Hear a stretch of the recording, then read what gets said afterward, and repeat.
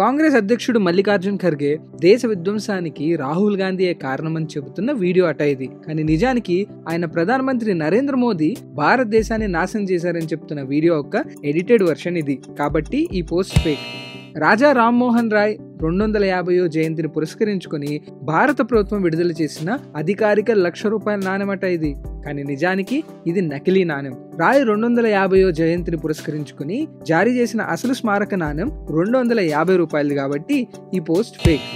పాకిస్తాన్లోని 12 ఏళ్ల బాలిక ఒక 60 ఏళ్ల ముస్లిం వ్యక్తిని వివాహం చేసుకున్న తర్వాత గర్భవతి అయిందని చూపిస్తూ ఈ వీడియోని షేర్ చేస్తున్నారు. కానీ నిజానికి ఒక 4 ఏళ్ల వియత్నామీస్ అమ్మాయి తన చెల్లెలతో ఉన్న వీడియో ఇది. కాబట్టి ఈ పోస్ట్ ఫేక్. ఒక మహిళ 14 మంది శిశువులను కనిన ఒక నిజమైన సంఘటనకు సంబంధించిన వీడియో అట ఇది. కానీ నిజానికి ఇది ఒక జనరేటెడ్ వీడియో కాబట్టి ఈ పోస్ట్ కూడా ఫేకే. ఈ వీడియో కనుక మీకు నచ్చినట్లయితే దీన్ని లైక్ చేసి షేర్ చేయండి. ఇలాంటి మరిన్ని ఇంట్రెస్టింగ్ వీడియోస్ కోసం ఫ్యాక్ట్లీ తెలుగుని ఇప్పుడే ఫాలో అవ్వండి.